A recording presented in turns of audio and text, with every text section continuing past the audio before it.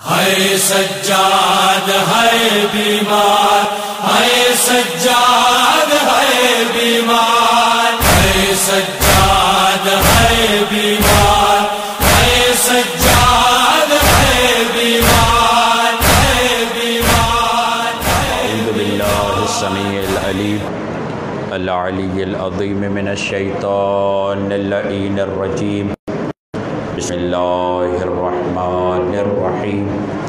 الحمدللہ الذی نزل الفرقان علی عبدہ لیکون للعالمین نذیرا، والصلاة علی من جعلہ شاہدا ومبشرا ونذیرا، وداعیا الی اللہ بإذنہ وسراجا منیرا، وعلى آلہ الذین اذهب اللہ عنہم الرجس وطہرہم تطہیرا۔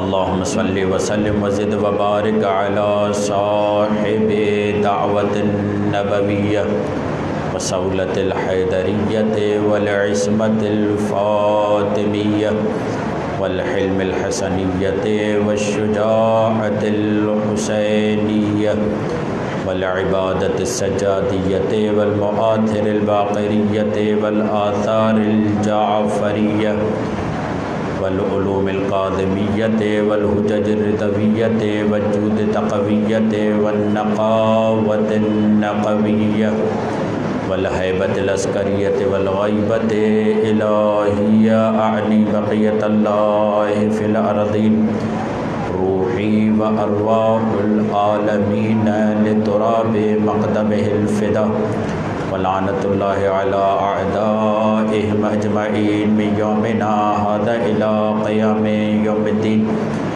رب اشرح لی صدری ویسر لی امری واحلل عقدۃ من لسانی یفقہوا قولی یفقہوا قولی یفقہوا قولی۔ اما بعد، فقد قال اللہ سبحانہ وتعالی فی کتابہ المجید وفرقانہ الحمید وقولہ الحق۔ اعوذ باللہ من الشیطان الرجیم۔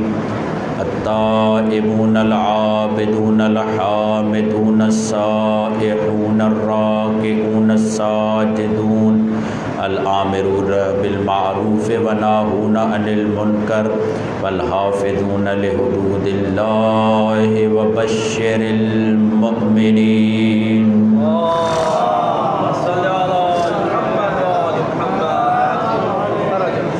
ارشاد رب العزت ہو رہا ہے سورہ توبہ آیت نمبر 112 میں کہ مؤمنین کی صفات بیان کی جا رہی ہیں۔ التائبون العابدون الحامدون السائحون الراکعون الساجدون۔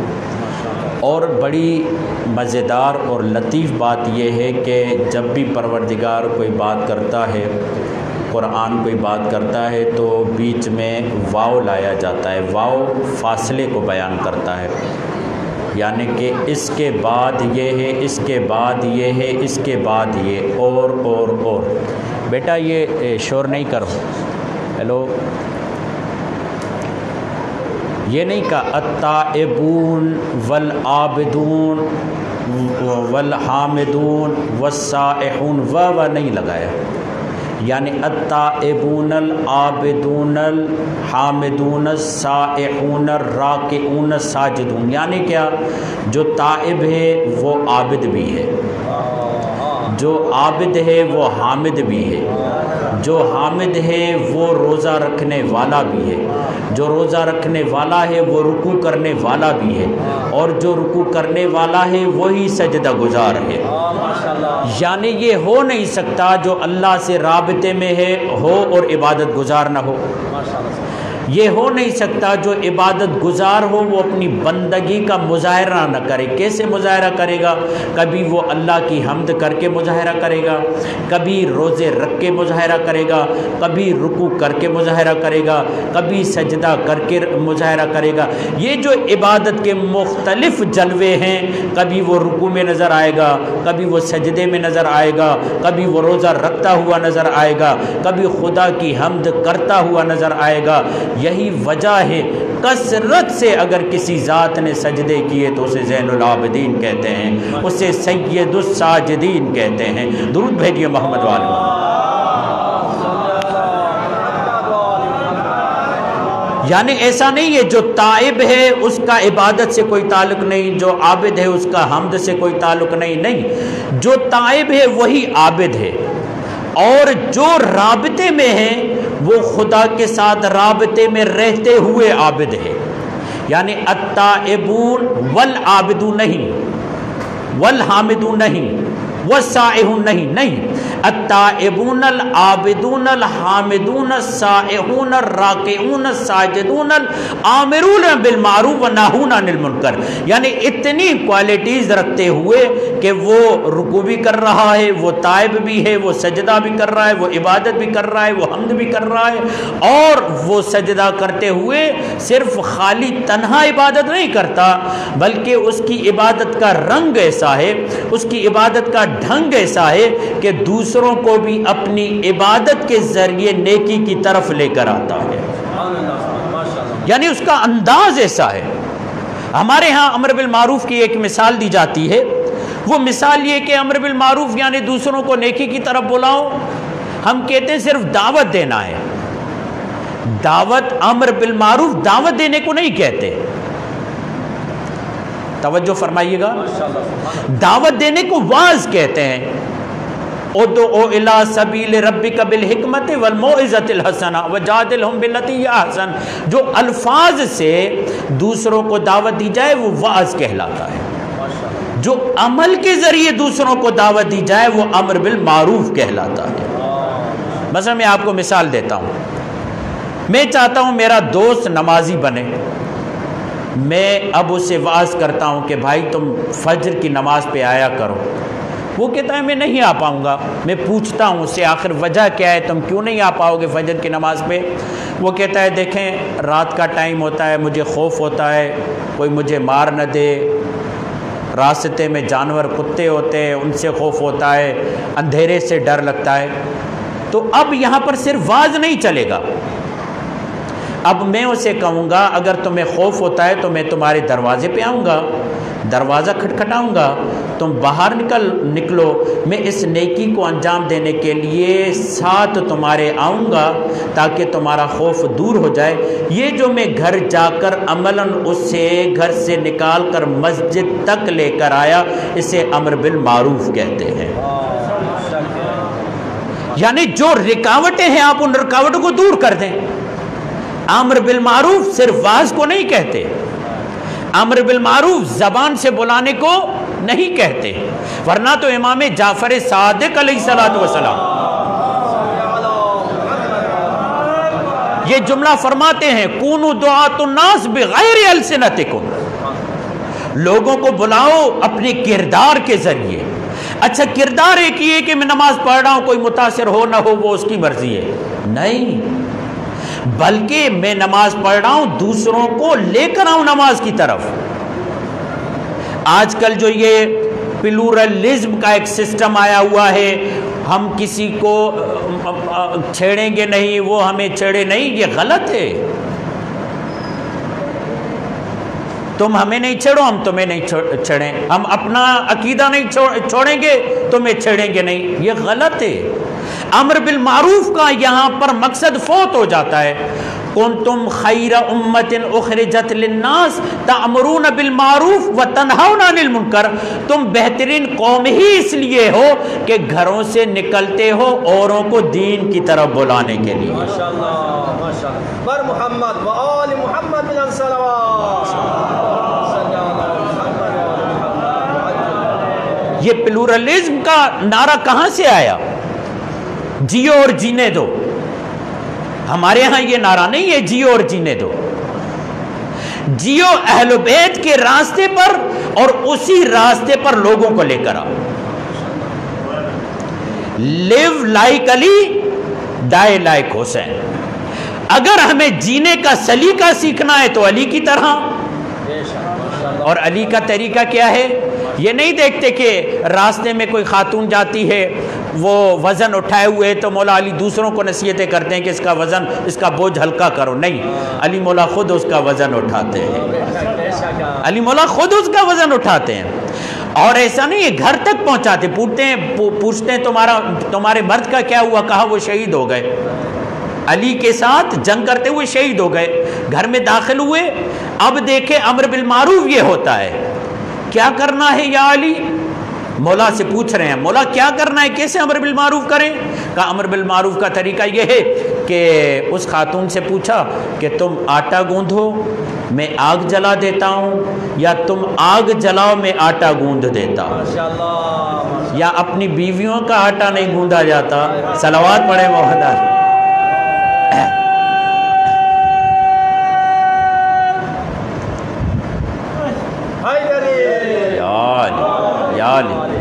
اس کا خوشنودی مولا کائنات امیر المومنین علی علیہ السلام بلند صلوات، اللہم صلی علی محمد و آل محمد وعجل۔ آپ توجہ فرما رہے ہیں، ماشاءاللہ سبحان اللہ سبحان اللہ۔ یہاں تو بیویوں کا ہاتھ نہیں نمٹایا جاتا، مگر آج کل سچویشن کچھ الگ ہی ہو گئی ہے، آج کل سچویشن کچھ الگ ہو گئی ہے۔ ایک صاحب دوستوں میں باتیں کرنے لگے کہ میں گھر جاتا ہوں مجھے گرم پانی ملتا ہے، وہ کہتے ہیں ہمیں پانی ہی نہیں ملتا تو ہمیں گرم پانی ملتا ہے۔ کہا پہلے بات مکمل سنو، وہ گرم پانی دیتی ہے یہ کہہ کر پہلے برتن دھونا، باقی بعد میں سارے کام کرنا۔ درود بھیجے محمد والے۔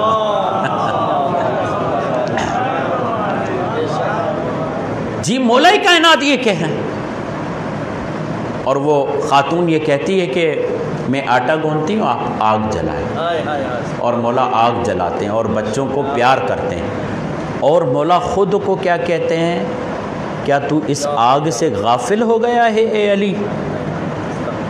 تو کیسے غافل ہو گیا کہ تیری حکومت میں ایک بندہ شہید ہو گیا، اس کی زوجہ اس انداز سے تکلیف میں زندگی گزار رہی ہے؟ اور پھر روایت کے یہ جملے ہیں کہ مولا گھر گئے، بعد میں گوشت لیا اور اس کے گھر تک پہنچایا۔ امر بالمعروف یہ ہے کہ آپ راستے سے جا رہے ہیں، کوڑا کرکٹ پھینکنے والی پھینک رہی ہے، آپ راستہ بدل نہیں رہے، یا رسول اللہ راستہ بدل دیجئے، توجہ ہے آپ حضرات کی، یہی تو کہا جاتا ہے شیعہ لوگ روٹ بدل دیں، یہی کہتے ہیں نا شیعہ لوگ روٹ بدل دیں، ہم کہتے ہیں اگر کل کو رسول نے بدلا ہوتا تو آج ہم بھی بدلتے۔ رسول خدا کا موٹیو کیا ہے؟ رسول خدا یہ کہہ رہے ہیں راستے وہ بدلتے ہیں جو اپنے مقصد پر یقین نہ رکھتے ہوں، ہم تو راستے نہیں بدلیں گے، لوگوں کو بدلنا ہے۔ یہ رسول خدا اسی روٹ سے جا کیوں رہے ہیں؟ کہا جب تک یہ میرے اخلاق سے بدل نہ جائے تب تک یہ راستہ چھوڑنے والا نہیں ہوں، جب تک ہم اس یزیدی معاشرے میں نکل کر سب کو حر نہ بنا لیں۔ مولا سجاد کے امر بالمعروف کا طریقہ یہی تھا،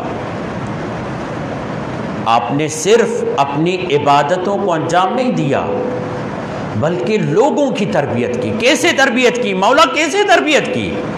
غلام خریدتے، ان کی تربیت کرتے، اور ہر عید پر کم سے کم 20 غلام بلاتے اور اپنے سامنے دفتر رکھتے، دفتر جس میں لکھا جاتا ہے، کہتے کہ نام لیتے، تم بتاؤ تم نے یہ غلطی کی، کہا ہاں مولا میں نے غلطی، ٹائم وقت دقت سے، تم نے یہ غلطی کی، تم نے یہ غلطی کی، تم نے یہ غلطی، سب کہتے ہاں ہم نے غلطی کی۔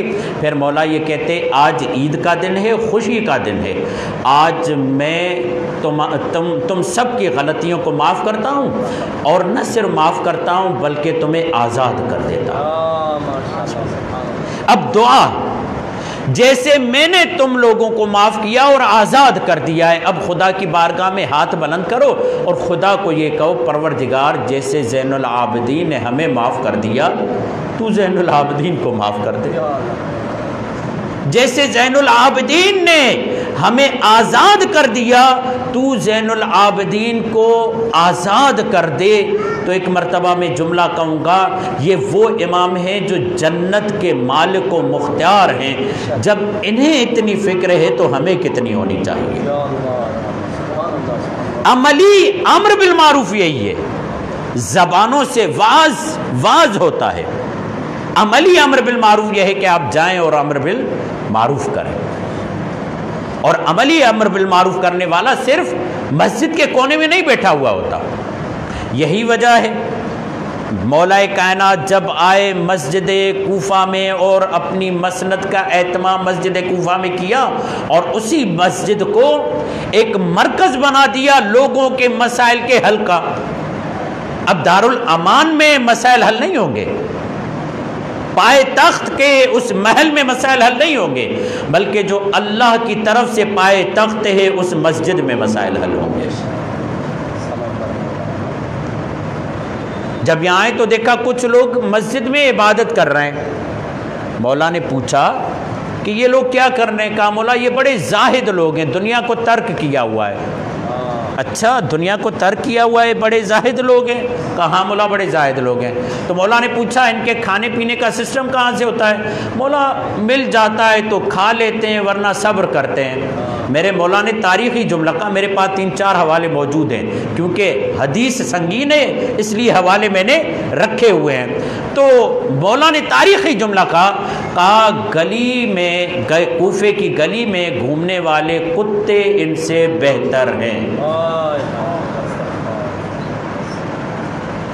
یہ وہ بات نہیں کر رہا جو نماز نہ پڑھتا ہو، یہ وہ بات کر رہا ہے جو پوری پوری رات 1000 رکعت نماز ختم کرتا ہے، جو خدا کی بارگاہ میں گڑ گڑاتا ہے۔ یہ وہ علی ہے جسے اپنی عبادت سے اتنا انس ہے کہ مولا زین العابدین کو جب مولا باقر یہ کہتے ہیں بابا آپ اتنے سجدے کرتے ہیں کہ آپ کی پیشانی زخمی ہو جاتی ہے، تو اس وقت مولا سجاد اگر کسی کی مثال دیتے ہیں تو وہ مولا علی کی دیتے ہیں۔ کہتے تمہیں پتا ہے ہمارے جد علی کتنی عبادت کرتے تھے، تم مجھے کہہ رہے ہو میں زیادہ عبادت کر رہا ہوں؟ یہ وہ مولا علی ہیں۔ مولا آپ نے اتنا سخت جملہ کیوں کہا کہ مسجد میں بیٹھنے والوں سے گلی کے کتے بہتر ہیں؟ کہا اس لیے کہ وہ دوسروں پر بوجھ نہیں ہے۔ اسلام ان کو پسند ہی نہیں کرتا جو دوسروں پر بوجھ ہو، اسلام اسے پسند کرتا ہے جو دوسروں کا بوجھ اٹھایا کرتے ہیں۔ درود بھیجیے محمد والے محمد۔ اسی بوجھ کے عنوان پر مولا سجاد نے ایک جوان سے پوری زندگی بات کرنا ختم کر دی۔ کیا تھا؟ جوان اپنے باپ کے کاندھے پہ ہاتھ رکھ کے جا رہا تھا۔ مولا سجاد نے یہ منظر دیکھا اور گویا کہ مولا سجاد کا وجود لرز گیا۔ کہا یہ عالم آ گیا کہ اب بیٹے کا بوجھ باپ اٹھائے گا، اور وہ ہاتھی رکھا ہوا تھا اس کے کاندھے پر۔ مولا کو اتنا ناگوار گزرا کہ روایت یہ کہتی پوری زندگی مولا نے اس سے کلام نہیں کیا۔ مولا کلام نہیں کیا کیوں؟ کہا اس لیے کہ میں پسند نہیں کرتا کہ اس جوانی میں بیٹے کا بوجھ باپ پہ ڈالا جائے، حق یہ بنتا ہے کہ باپ کا بوجھ بیٹے اٹھائے۔ یہ وہ سید سجاد ہیں جو زبانی امر بالمعروف نہیں کرتے، اس ماں کے ساتھ جس نے صرف پالا تھا، ورنہ آپ کی ماں تو جناب شہر بانو سلام اللہ تعالی علیہ، کروڑوں درود و سلام ہو ان پر، کہ آپ کو ولادت دیتے ہی 2-3 دن کے اندر ان کا انتقال ہو گیا تھا۔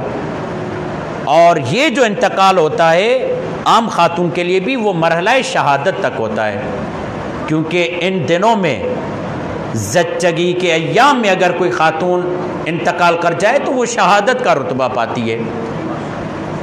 تو امام زین العابدین کو پالنے والی ماں نے پالا، جب ان کے ساتھ بیٹھتے تھے تو احتیاط یہ کرتے تھے کہ ان کے ساتھ نہ بیٹھوں۔ تو پوچھا گیا مولا آپ ان کے ساتھ کیوں نہیں بیٹھتے کھانا کھاتے وقت؟ کہا اس لیے کہ مجھے ڈر لگتا ہے کہ جس لقمے کی طرف میری ماں ہاتھ بڑھائے اس سے پہلے میں وہ لقمہ لے لوں۔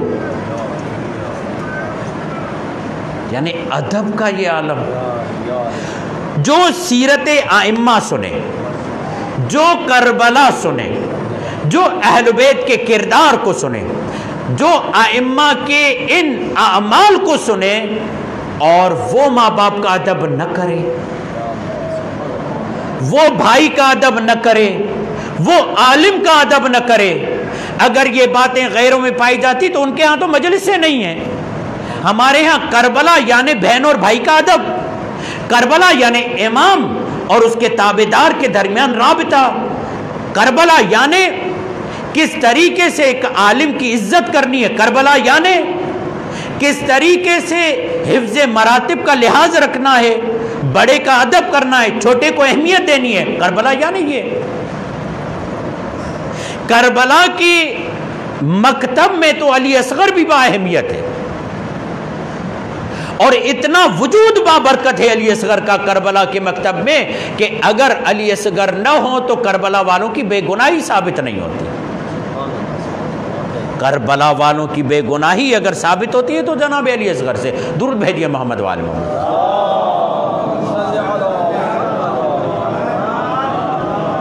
ایک مرتبہ پھر بھی درود بھیجیے.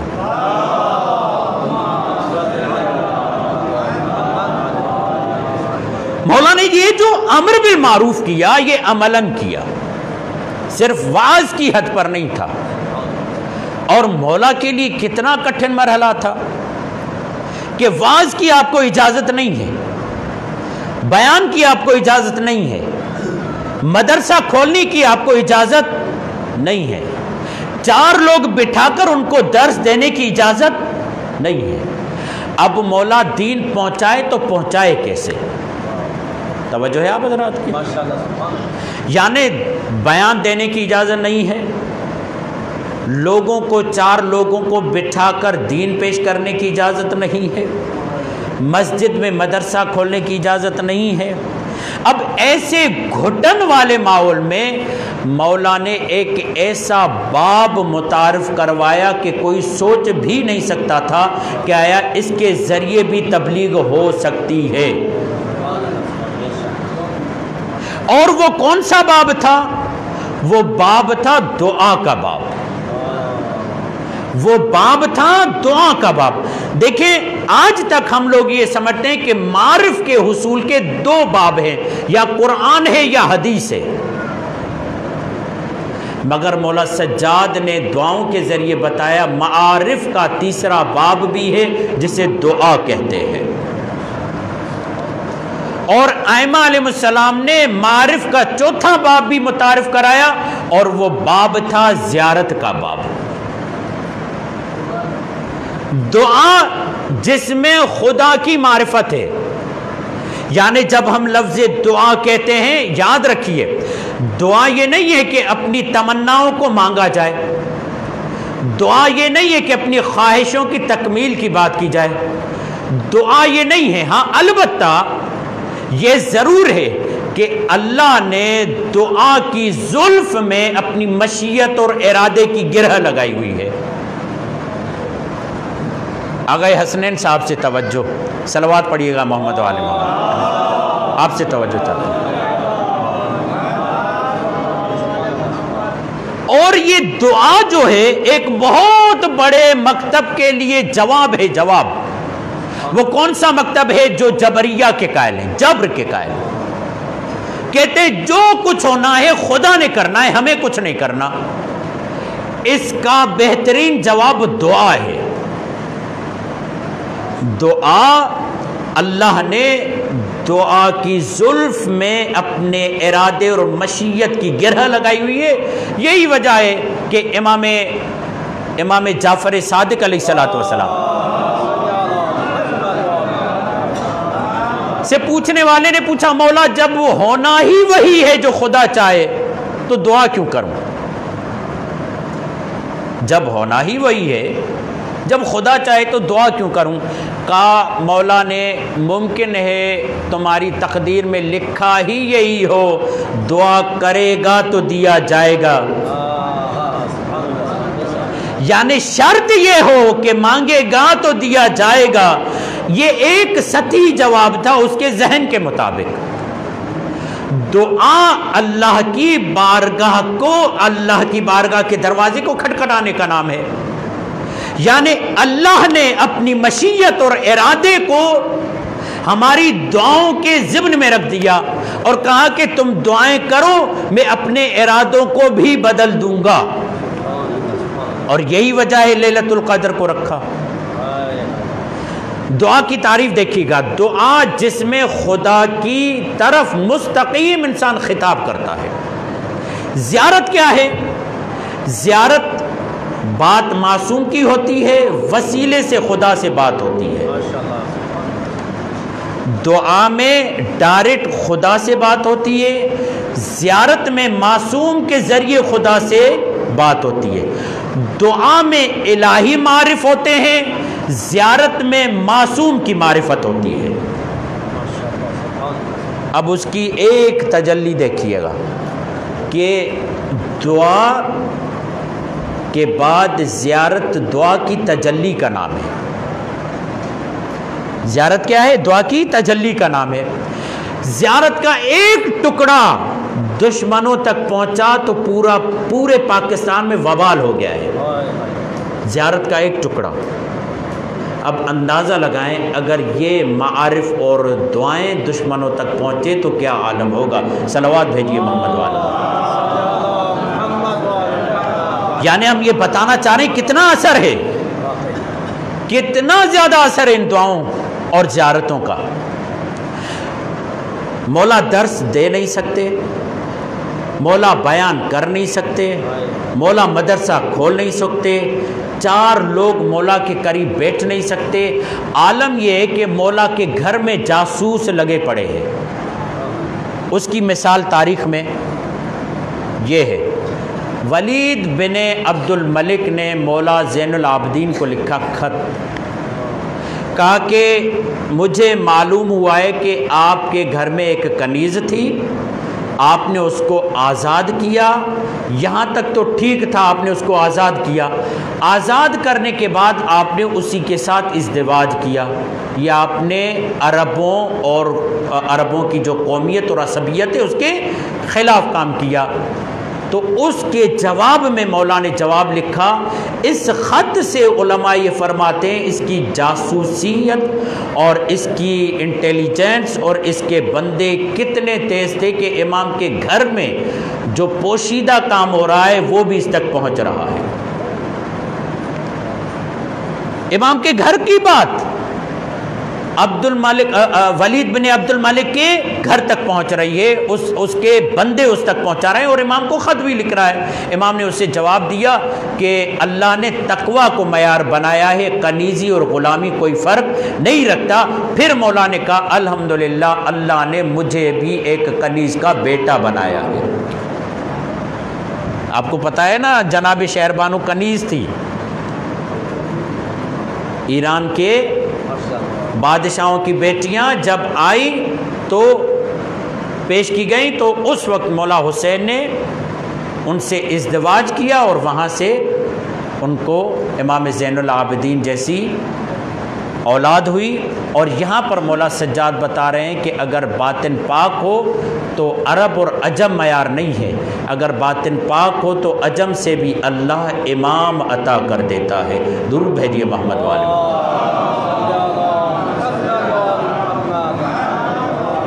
ذات پات کا فرق نہیں ہے، یہ ہم نے ذات پات کے فرق بنائے ہوئے ہیں۔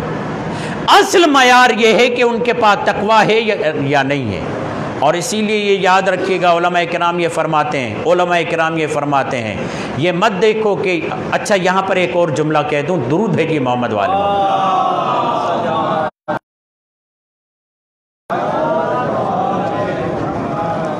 ایک بندے کے پاس رشتہ لڑکے والے لے کر آئے، ظاہر سی بات ہے جب بچی جوان ہو جاتی ہے تو لوگ رشتہ لے کر آتے ہیں۔ تو اس بندے نے، لڑکی کے باپ نے پوچھا لڑکے والوں سے کہ بتائیے یہ کیا کرتا ہے؟ لڑکے والوں نے کہا نیک ہے، پرہیزگار ہے، نمازی ہے، عبادت گزار ہے، محنت کر لیتا ہے، مگر اس لیول کا جو آپ کہہ رہے ہیں کہ آپ کی بچی کو سہولت دی جائے وہ سہولت نہیں ہوگی، مگر انشاءاللہ بھوکی بھی نہیں رہے گی۔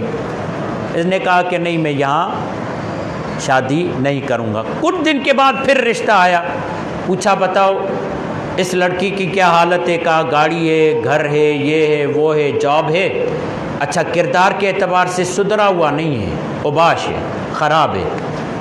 تو اس نے کہا کوئی بات نہیں ہے کہ اللہ اس کو بعد میں سدھار دے گا۔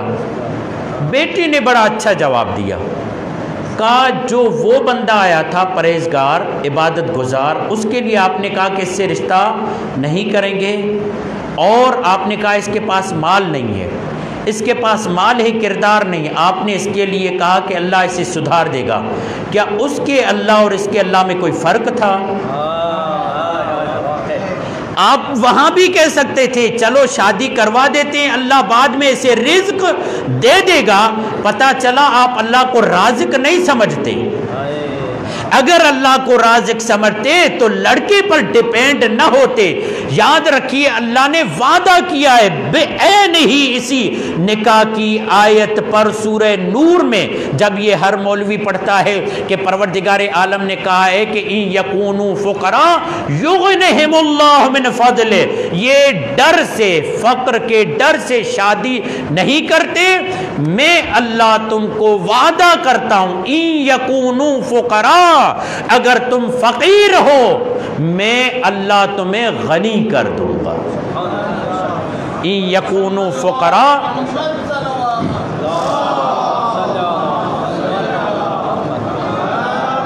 ان یکونوا فقراء یغنہم اللہ، اللہ تمہیں غنی کر دے گا۔ ان اللہ واسع علیم، اور یہ جانو اللہ واسع ہے، یعنی اللہ کے پاس اتنا خزانہ ہے کہ جتنے بھی لوگ کائنات کے 7 مرتبہ لوٹ لیں خزانے میں فرق آنے والا نہیں ہے۔ اور اللہ علیم ہے، دلوں کے بھید خوب جانتا ہے۔ اس لیے نہیں کہ شادی ہوگی بعد میں اولاد ہوگی۔ اور یہ یاد رکھیے، یہ جو کہتے ہیں نا 2 بچے ہی اچھے، یاد رکھیے تربیت فرد پہ نہیں ہوتی، تربیت گھر کے ماحول کے مطابق ہوتی ہے۔ اگر آپ کے گھر کے ماحول میں سچائی ہے تو 10 لوگ بھی وہاں ہوں گے تو سب سچے بن کر نکلیں گے۔ اگر آپ کے گھر میں جھوٹ ہے، ایک بچہ ہوگا وہ بھی جھوٹا ہو کر نکلے گا۔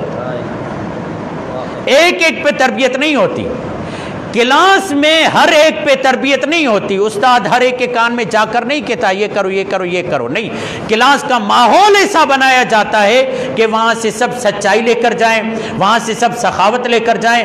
رہبر معظم کا یہ جملہ ہے، اس دھوکے میں مت پڑو کہ 2 بچے ہوں گے تو ہم صحیح تربیت کر پائیں گے، کہا نہیں، گھر کا ماحول ایسا بناؤ، 2 ہوں یا 10 ہوں، وہ گھر ان بچوں کو پاکیزہ دل بنا دے گا۔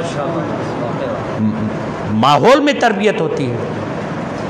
ان یکونوا فقراء یغنہم اللہ من فضلہ واللہ واسع علیم۔ درود بھیجیے محمد والے۔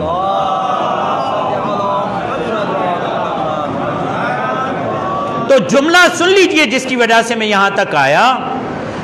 اگر آپ نے متقی کے ساتھ بچی کی شادی کروائی تو یاد رکھے اگر وہ اس سے محبت نہیں بھی کرتا ہوگا تو اس پہ ظلم نہیں کرے گا، کہ متقی جو ہے، متقی یعنی اللہ سے ڈرنے والا، جو اللہ سے ڈرنے والا ہوگا وہ کبھی بھی ظلم نہیں کرے گا۔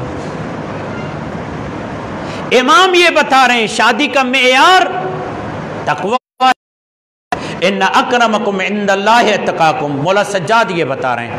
اچھا ہم واپس آتے ہیں، اتنا مولا کے زندگی کو گھیرے کیے ہوئے ہیں، گھر تک جاسوس ہیں، مدرسہ کھول نہیں سکتے، بیان دے نہیں سکتے، جا سکتے نہیں۔ اب کون سا طریقہ ہو جس کے ذریعے امام لوگوں کو تعلیم دے؟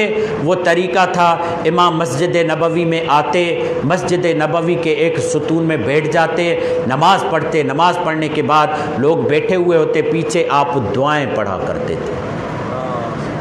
یہ دعائیں تبلیغ کا بہترین ذریعہ بن گئی۔ وہ دعائیں صرف مانگنے پر منتہی نہیں تھی کہ امام صرف مانگتے تھے، ان دعاؤں میں توحید بھی ہے، ان دعاؤں میں رسالت بھی ہے۔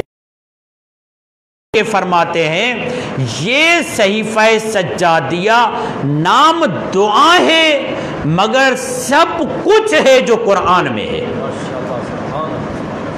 سب کچھ ہے جو قرآن میں ہے۔ اور یہی وجہ ہے ہمارے عظیم عالم دین شرف الدین نے، جن کی المراجعات مناظرے کی کتاب ہے، انہوں نے الازہر یونیورسٹی کے، الازہر جو مصر میں ہے، اس کے الازہر یونیورسٹی کے پرنسپل کو جب دعائے صحیفہ سجادیہ دی تھی اور جب اس نے پڑھی تو اس نے جملے لکھے، خدا کی قسم ہم اس جیسی دعاؤں کو کہیں نہیں پاتے، اور جب میں نے دعا پڑھی تو شکر کیا خدا کا کہ اللہ نے ہمیں یہ عظیم خزانہ دیا ہوا ہے، اور اس کے بعد یہ جملہ کہتا ہے کہ یہ دعا معلوم یہ ہوتا ہے کہ خدا کے کلام کے بعد افضل ترین کلام یہ ہے، باقی کوئی اور نہیں ہے۔ مستند ترین کلام صحیفہ سجادیہ ہے۔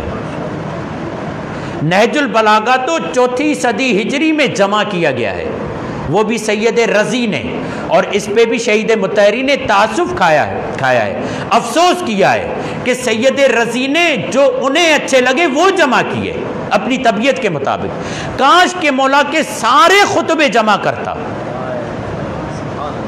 جو ادب جو ذوق تھا اس کا۔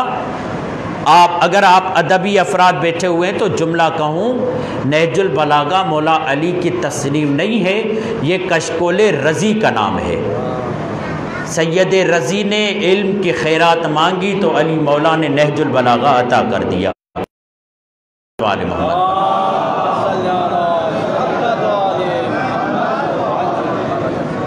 صحیفہ سجادیہ کتنا گراں قدر خزانہ ہے، اس روایت کو سنیے اور تحمل سے سنیے گا، تھوڑی روایت لمبی ہے، اور عظمت صحیفہ سجادیہ کے حوالے سے دیکھیں کہ صحیفہ سجادیہ کیسے ہم تک پہنچا ہے۔ درود بھیجیے محمد والا۔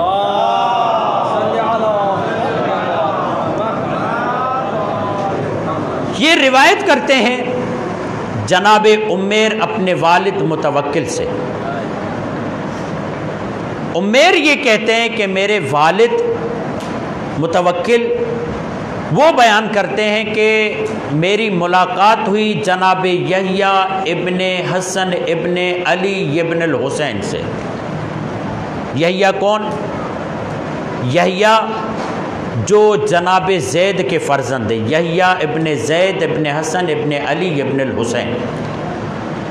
زید کون؟ جس نے قیام کیا تھا، خروج کیا تھا، جو شہید ہو گئے تھے، کہ وہ خروج کی تیاریاں کر رہے تھے خراسان کی طرف جانے کے لیے۔ متوکل یہ کہتا ہے میری ان سے ملاقات ہوئی اور میں نے دعا سلام کی تو اور مجھ سے پوچھنے لگے کہ متوکل کہاں گئے تھے؟ میں نے کہا حج پہ گیا ہوا تھا، تو مجھ سے پوچھا کہ ہمارے بھتیجوں سے اور ہمارے جو چچا زاد بھائی تھے ان سے تمہاری ملاقات ہوئی؟ تو میں نے کہا ہاں ان سے ملاقات ہوئی۔ کن سے ملاقات ہوئی؟ کہا امام جعفر صادق علیہ السلام۔ کہا کہ ہاں یہ عظیم خاندان ہے، عظیم شخصیت کے حامل ہیں۔ کہا ان کے باپ یعنی محمد بن علی یعنی امام محمد باقر نے میرے بابا زید کو منع کیا تھا کہ خروج نہ کرے، تمہیں سولی پہ لٹکا دیا جائے گا، مار دیا جائے گا، مگر اس نے ان کی بات نہیں مانی۔ اب پوچھتا ہے کہ بتاؤ میرے متعلق امام جعفر صادق نے کیا فرمایا؟ زید کا بیٹا یحییٰ، زید کو امام باقر نے منع کیا تھا، یحییٰ کے بارے میں امام صادق کیا کہتے ہیں؟ امام صادق کی جب یہ بات آئی تو متوکل نے کہا کہ میں اب کیا بتاؤں آپ کو؟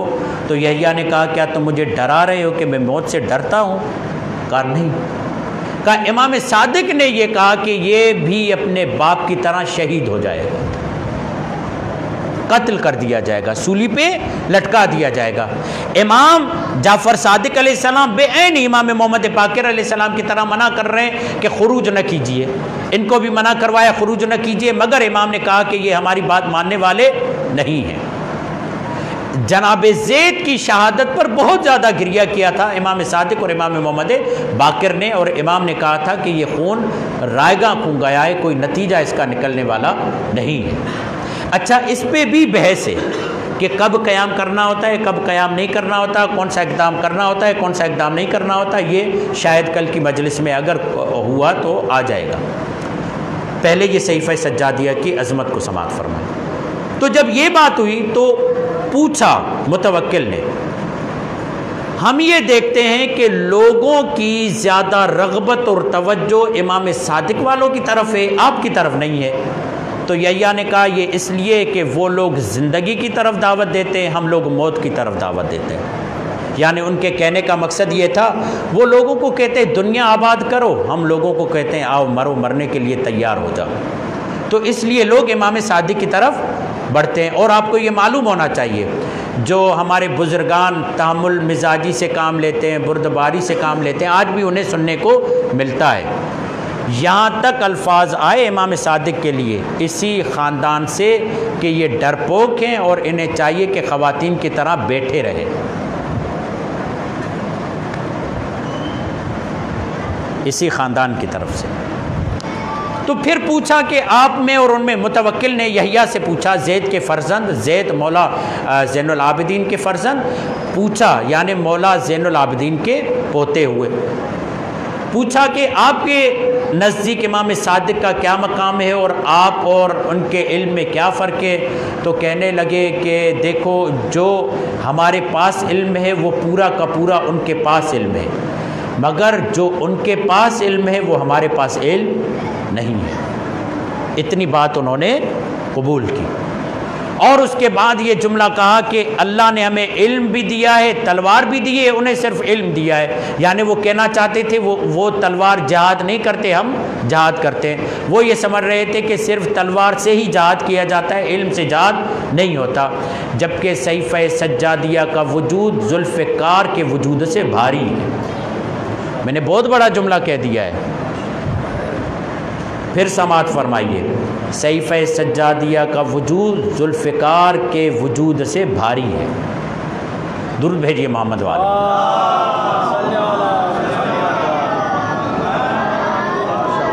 پھر جب یہ بات ہوئی تو متوکل سے پوچھا کہ تمہارے پاس کوئی امام جعفر صادق علیہ السلام کی کوئی تحریر، کوئی معاملہ؟ تو کہا ہاں میرے پاس ایک تحریر ہے۔ وہ تحریر نکالی تو جناب یحییٰ نے دیکھی، وہ تحریر صحیفہ کاملہ کی دعا میں سے ایک دعا تھی۔ جب یہ پڑھی تو وہ گریہ کرنے لگے، دعا کو دیکھا، کہا یہی وہ دعا تھی جو امام صادق سے میں نے مانگی تھی مگر مجھے انہوں نے نہیں دی۔ متوکل گھبرا گیا کہ کیونکہ امام نے وعدہ لیا ہوا تھا کہ تم نہ اہل کو دعا نہیں دو گے۔ یہ گھبرا گیا کہ مولا نے کہا تھا نا اہل کو دعا نہیں دینی، اور یہ خود امام سے مانگ رہے تھے اور امام نے نہیں دی، میں نے اسے دعا دے دی۔ پھر انہوں نے اپنے غلام کو کہا کہ اس دعا کو بڑے الفاظ میں لکھو۔ پھر متوکل کو یحییٰ نے کہا کہ میرے پاس صحیفہ پڑا ہوا ہے جو میرے بابا نے اپنے جد سے املا کرواتے، جب مولا زین العابدین نے املا کروایا، ڈکٹیشن کروائی، انہوں نے لکھا ہے، وہ میں تمہیں دیتا ہوں۔ وہ صحیفہ صندوقچے میں تالا لگا ہوا تھا، صندوقچے کا تالا کھولا، وہ صحیفہ اس پہ مہر لگی ہوئی تھی۔ مہر دیکھی ہے آپ نے، جو ڈاک وغیرہ آتی ہے تو وہ مہر باقاعدہ جمی ہوئی ہوتی ہے، اور اگر اس کو کھولا جائے تو معلوم ہو جاتا ہے کہ یہ کھلی ہوئی ہے۔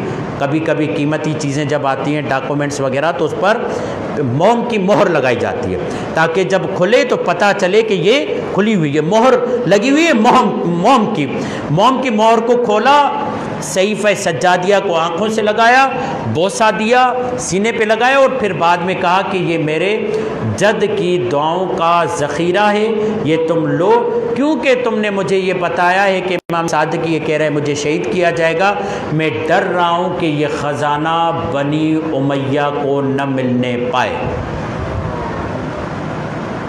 یعنی کتنی بڑی گراں قدر چیز ہے کہ اہل بیت کوشش کر رہے ہیں یہ ذخیرہ ہم شیعوں تک پہنچ جائے، دشمن تک نہ پہنچے۔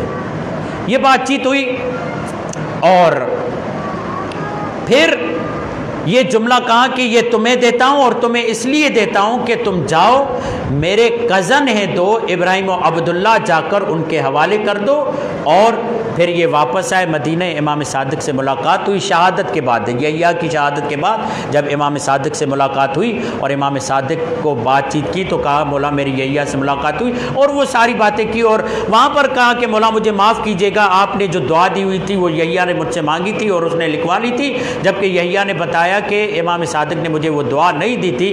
امام نے کہا میں نے دعا اسے اس لیے نہیں دی ہوئی تھی کہ وہ اس دعا کی ظرفیت نہیں رکھتا تھا, اس دعا کی وحشت وہ برداشت نہیں کر پائے گا, اس لیے میں نے اسے دعا نہیں دی ہوئی تھی. پھر کہا مولا اس نے مجھے یہ صحیفہ دیا. پھر مولا نے ان کے 2 کزن کو بلایا, ابراہیم کو اور اس کے ساتھی کو, بھائی کو. وہ صحیفہ دیا مگر اس شرط پر کہ جب تک تمہارے پاس یہ صحیفہ ہے اس صحیفے کو مدینے سے باہر نہیں لے جانا. کیوں مدینے سے باہر نہ لے جائیں؟ کہا ہمیں خوف ہے کہ یہ بنو امیہ کے ہاتھ میں نہ لگے. یہ پھر اس کے بعد امام کے پاس بھی جو صحیفہ پڑا ہوا تھا امام نے وہ بھی منگوایا. امام صادق نے صحیفے کو آنکھوں سے لگایا, بوسہ دیا, سینے سے لگایا اور پھر وہ صحیفہ متوکل کے حوالے کیا. متوکل نے کہا مولا مجھے اجازت دیتے ہیں دونوں صحیفوں کا میں تقابل کرواؤں. دونوں امام نے ہی لکھوائے. امام نے ایک زید کے ذریعے لکھوایا, امام زین العابدین نے زید بھی بیٹا, امام زین العابدین نے محمد باقر کے ذریعے بھی لکھوایا, محمد باقر بھی بیٹے. دونوں صحیفوں کو میچ کروایا تو متوکل یہ کہتے ہیں کہ ایک حرف اور ایک نقطے کا بھی فرق موجود نہیں تھا. یعنی اتنی زحمتوں کے بعد یہ صحیفہ سجادیہ ہم تک پہنچائے. اب چھوٹا سا سوال یہ ہے, ہم اور آپ کے گھروں میں کون وہ افراد ہیں جن کے گھر میں صحیفہ سجادیہ پڑھا ہوا ہے؟ 1. نمبر 2, پڑھا ہوا ہے یا پڑھا بھی ہے؟ اتنی زحمتوں سے صحیفہ ہم تک آیا ہم نے گھر میں رکھا؟ نہیں رکھا. اگر رکھا تو پڑھا نہیں پڑھا. یعنی اب ہم دیکھیں 1400 سال سے میرے امام انتظار کر رہے ہیں. امام صادق نے یحییٰ کو نہیں دی دعا مگر چاہتے ہیں آخری زمانے کے شیعوں تک پہنچ جائے تاکہ ان تک یہ معارف منتقل ہو جائے. اور ہم لوگ کتنی سنجیدگی سے اس دعا کو لیے ہوئے ہیں.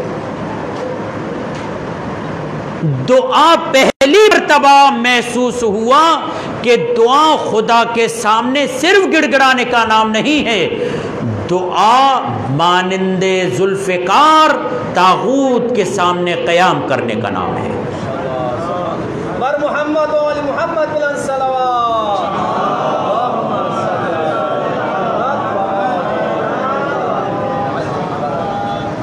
یہ ہے صحیفہ سجادیہ جسے زبور آل محمد بھی کہا گیا, انجیل آل محمد. زبور آل محمد کیوں؟ حضرت داؤد نے دعائیں کی خدا سے, وہ جو حضرت داؤد کے مطالب تھے سب اس صحیفہ سجادیہ. انجیل واعظ نصیحتیں, جو انجیل میں واعظ و نصیحت تھے وہ سب صحیفہ سجادیہ. 54 دعائیں ہیں اس میں, اور ان 54 دعاؤں میں 48 دعائیں وہ ہیں جو درود و سلام سے بھری پڑی ہیں.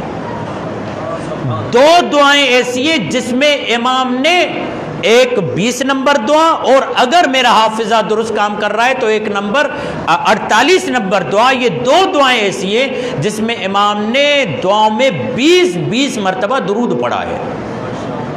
20 مرتبہ درود, یعنی پورے صحیفہ سجادیہ میں. اس کے علاوہ 2 اور دعائیں ہیں جس میں 15 مرتبہ امام نے درود پڑھا ہے. پورے صحیفہ سجادیہ 54 دعاؤں میں 195 مرتبہ امام نے درود پڑھا ہے. 195 مرتبہ. اب امام درود کیوں پڑھ رہے ہیں, درود پڑھنے کی وجہ کیا ہے, سبب کیا ہے, یہ کل ہم آپ کے سامنے عرض کریں گے. اور بھی مطالب صحیفہ سجادیہ کے حوالے سے آپ کے سامنے عرض کریں گے. درود بھیجیے محمد والے.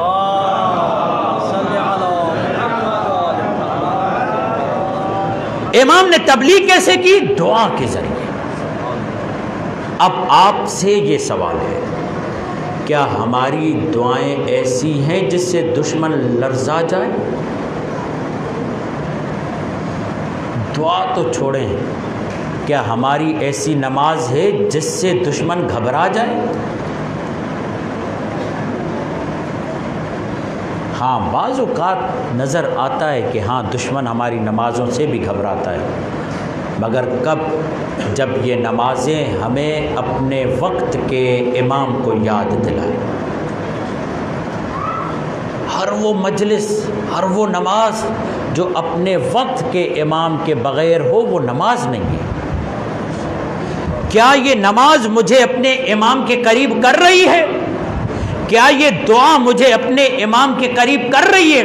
جو اپنے امام سے قریب ہو رہا ہے یقین جانے وہ زمانے کے ظالم کی آنکھوں میں آنکھیں ڈال کر بات کر رہا ہے۔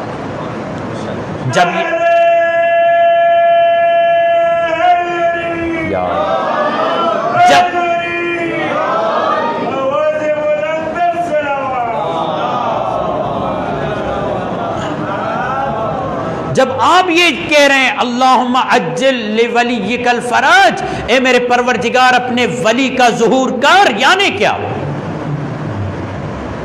آیا میں نے اس ولی کے صفتوں کو اپنے وجود میں جگہ دی ہے؟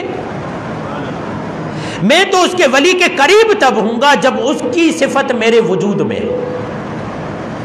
یہ جو ہم نماز میں کہتے ہیں السلام علیکم، درود بھیجیے محمد والے،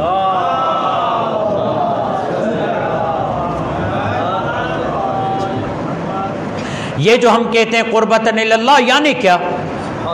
خدا کے قریب ہونا، اور خدا کے قریب کوئی ہو نہیں سکتا جب تک خدا کے ولی کے قریب نہ ہو۔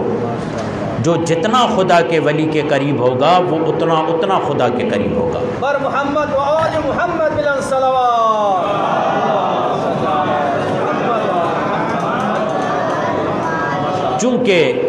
چونکہ وقت بن آیا ہے اس لیے یہ بات آپ کے سامنے پیش کروں کہ اگر ہماری نماز اپنے ولی حجت کے قریب نہیں کر رہی، بہت ہی اچھا میسج چلا، بہت اچھا، صحابہ اور اہل بیت کے ناموس پر لڑنے والوں سے ذرا پوچھو تو صحیح، تم میں کتنے ایسے لوگ ہیں جو ملاوٹ نہیں کرتے؟ تم میں کتنے ایسے لوگ ہیں جو حلال کا رزق کماتے ہیں؟ تم میں کتنے ایسے لوگ ہیں جو کینہ، توزی، بغض، عداوت میں نہیں ہیں؟ تم میں کتنے ایسے لوگ، جائیں ابھی مارکیٹ میں، چاہے شیعوں کی مارکیٹ ہو، سنیوں کی مارکیٹ ہو، جائیں معلوم تو کریں دودھ جو دیتے ہو خالص دیتے ہو؟ مسالہ جو دیتے ہو خالص دیتے ہو؟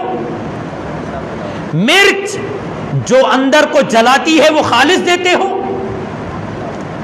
چائے پتی جو چائے میں پڑتی ہے وہ خالص دیتے ہو؟ چونکہ زندگیاں خیانت سے بھری پڑی ہیں، پھر کہاں امام کے قریب ہوں گے؟ کوئی تو کہے کہ غیر خیانت کرتا ہے، ہم خیانت نہیں کرتے، میں علی والا ہوں الحمدللہ خیانت نہیں کرتا، میں دودھ بیٹھتا ہوں تو خالص دودھ ہوتا ہے، جب میں آٹا بیٹھتا ہوں تو خالص آٹا ہوتا ہے۔ ناموس اہل بیت و ناموس صحابہ پر لڑنے والوں اپنے کردار کو دیکھو۔ ناموس پر یہاں صحابہ اور اہل بیت کی بات ہو رہی ہے، دنیا جہاں ناموس رسالت کے اور عزت رسالت کے معاذ اللہ ہتک کر رہا ہے۔ آپ نے دیکھا رسول خدا کے کارٹون بنائے گئے، کسی کی توجہ ہے وہاں پہ؟ دنیا بھر میں مسلمان سراپا احتجاج ہیں، دوبارہ رسول خدا کی توہین کی گئی، یہاں کے مسلمانوں کو صرف صحابہ اور اہل بیت کی پڑی ہوئی۔ یعنی ایسا نہیں ہے کہ نہیں ہونی چاہیے، اہل بیت، ناموس اہل بیت، ناموس صحابہ مقدم ہے، ہونا چاہیے رسول خدا کی وجہ سے، مگر جب رسول خدا پر انگلی اٹھ رہی ہے تو اس کے لیے نہیں بولنا چاہیے۔ اور یہ اپنی جگہ پر ساری باتیں، ناموس کا لحاظ تب ہو جب ہم ان کے کردار کو اپنائیں۔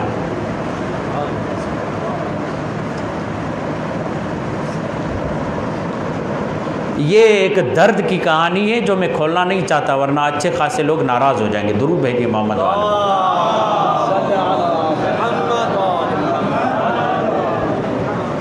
حلیم بنواؤ تو اس میں ملاوٹ ہے، نہاری بنواؤ تو اس میں ملاوٹ ہے، چاول بنواؤ تو اس میں ملاوٹ ہے۔ مومن ہے پکا مگر ملاوٹ کتنی کی؟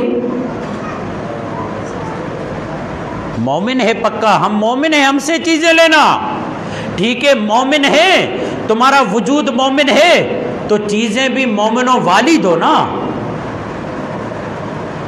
ایک واقعہ بس آپ کو آج میں نے بہت زحمت دی آپ کو واقعہ. ایک شخص لوہار، درود بھیجیے محمد والے.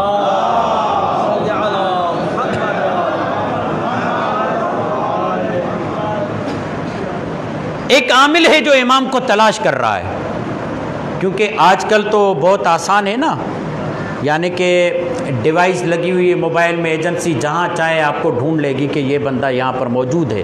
صرف ڈھونڈ نہیں لے گی، آپ کی باتیں ریکارڈ ہوتی ہیں، صرف ریکارڈ نہیں ہوتی، سب کچھ سیو ہو رہا ہوتا ہے. گھبرائیں نہیں، محفوظ ہیں آپ.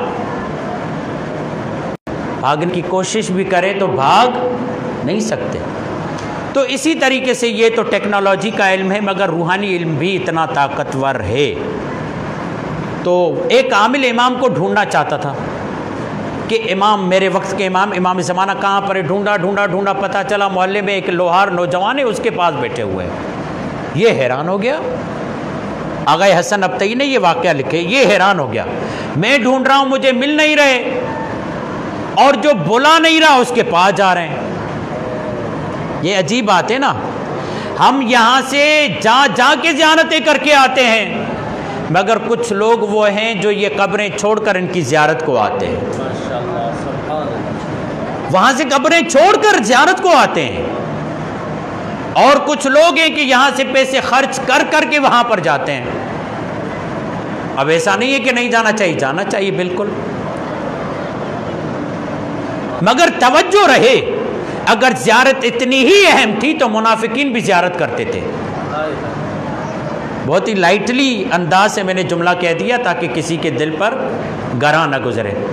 خیال خاطر احباب چاہیے ہر دم انیس، ٹھیس نہ لگ جائے آبگینوں کو. صلوات پڑھیے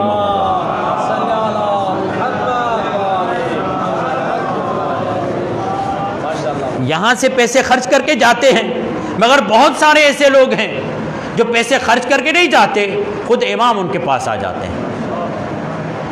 اللہ اکبر.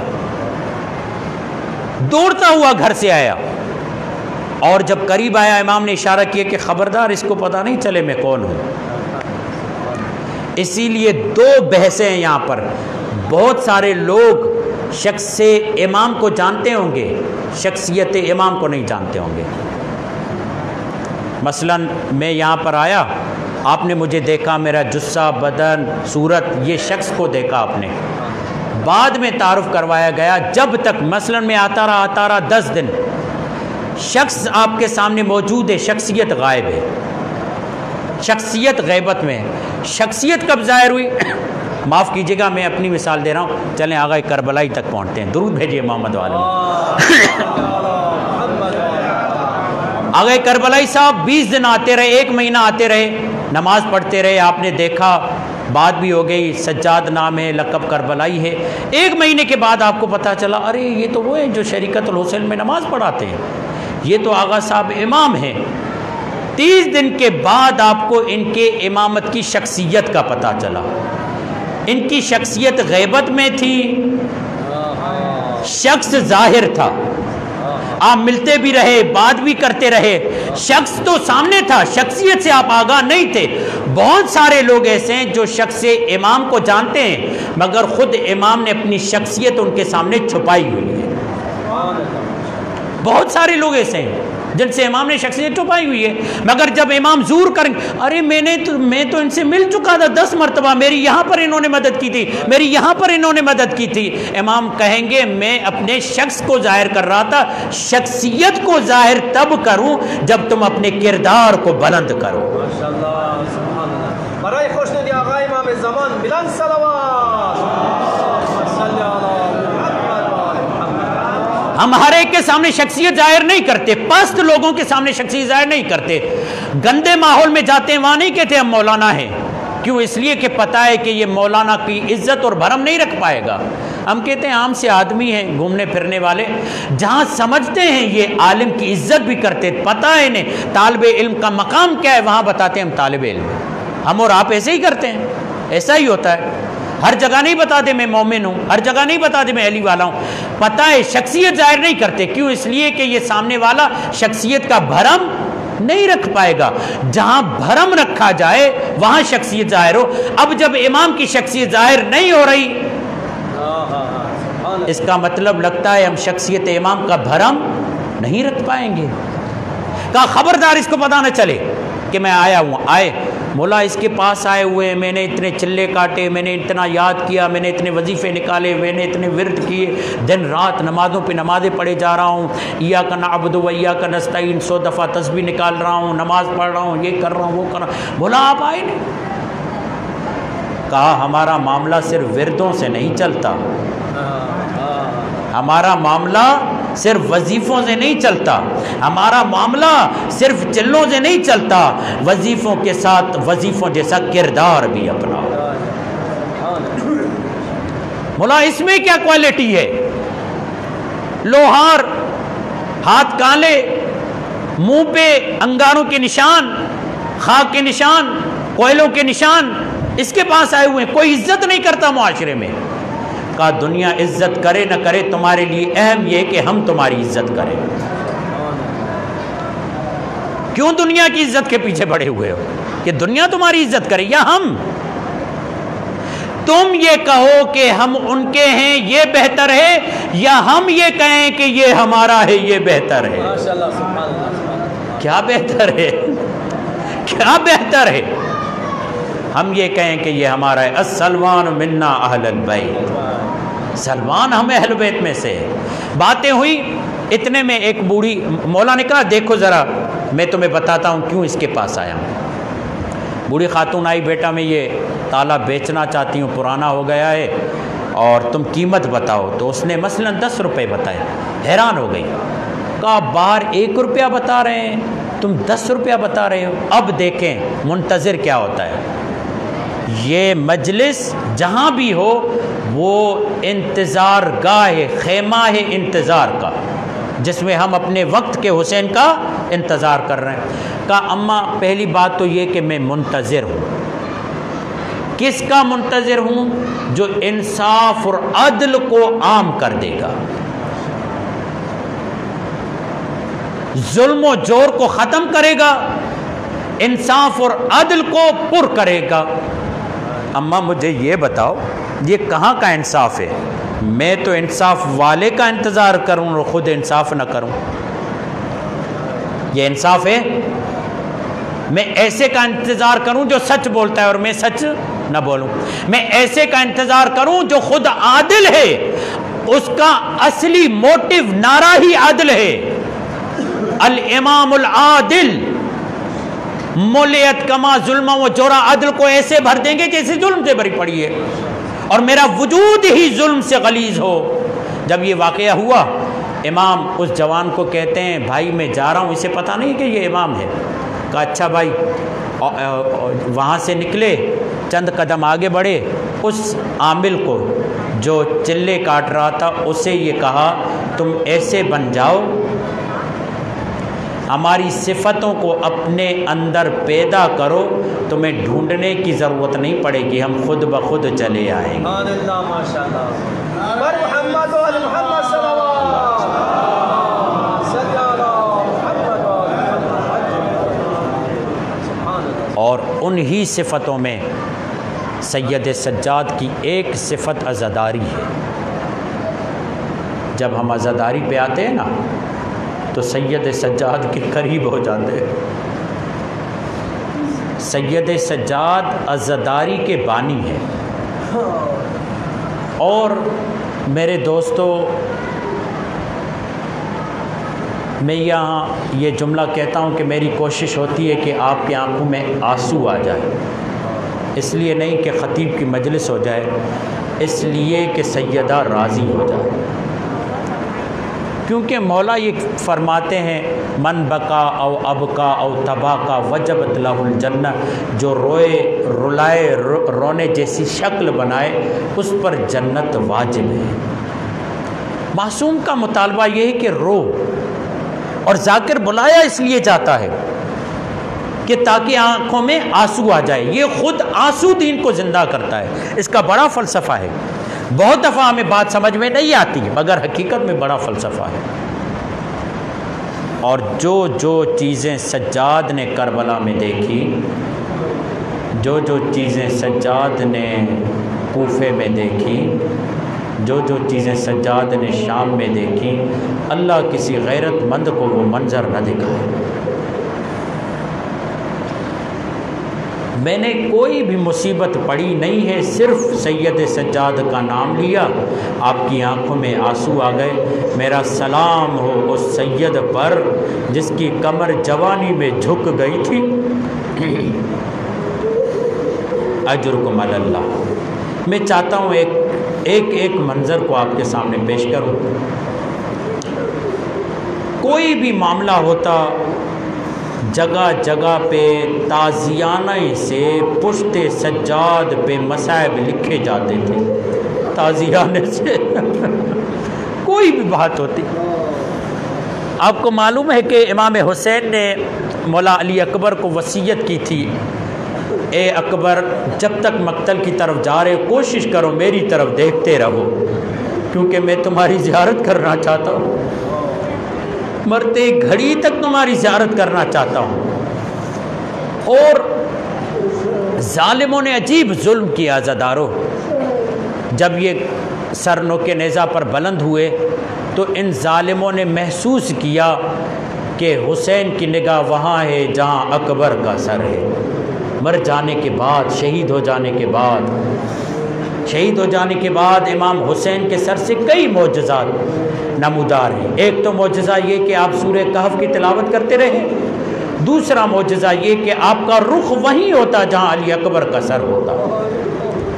عزادارو، ایک صبح ایسی آئی جب سید سجاد نماز کے لیے آمادہ تھے، نماز پڑھ ہی رہے تھے کہ ظالم نے آ کر پشت سے قمیض کو ہٹایا اور ظلم کرنا شروع کر دیا۔ سید سجاد نے رو کر کہا پھر کون سی مصیبت آ گئی جو مجھ پر ظلم کر رہے، پھر کس سے غلطی ہو گئی، کس سے خطا ہو گئی تم مجھ پر ظلم کر رہے ہو؟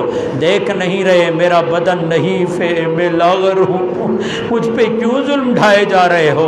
اے زین العابدین تمہارے بابا کا سر غائب ہے، مل نہیں رہا۔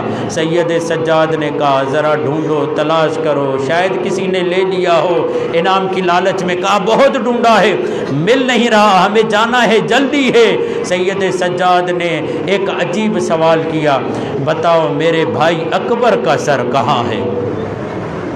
بتاؤ میرے بھائی اکبر کا سر کہاں ہے؟ عزادارو، جب یہ بات آئی نا تو انہوں نے کہا کہ ہم نے تو اکبر کے سر کو صندوقچے میں بند کر دیا تھا، کیونکہ حسین بار بار اکبر کے سر کو دیکھ رہے تھے، ہم سے یہ برداشت نہیں ہو رہا تھا، ہم نے سر اکبر کو صندوقچے میں بند کر دیا۔ مرنے کے بعد بھی ان کی محبت برداشت نہیں ہو رہی تھی۔ ایک مرتبہ سید سجاد نے رو کر کہا اے ظالمو، تم سمجھتے ہو میرا بابا مجبور ہے؟ میرا بابا شہادت کے بعد اپنے بیٹے کی زیارت نہیں کر سکتا، جاؤ وہی ہوگا جہاں میرے بھائی کا سر ہوگا۔ کہا ارے وہ صندوقچہ تالا لگا ہوا ہے، کہا جاؤ تمہیں سمجھ میں آ جائے گا۔ اب جو صندوقچے کا تالا کھولا تو کیا دیکھا؟ دو سر ہیں، ایک باپ کا سر، ایک بیٹے کا سر، باپ کا سر، بیٹے کا سر لب لب پر ہے۔ حسین یہ جملے کہہ رہا ہے اے میرے لختے جگر، مرنے کے بعد بھی یہ ہماری محبت کو برداشت نہیں کر رہے، سمجھ رہے ہیں میں مجبور ہوں۔ ارے اکبر جہاں تیرا سر ہوگا وہی میرا وجود ہوگا۔ انا للہ و انا الیہ راجعون۔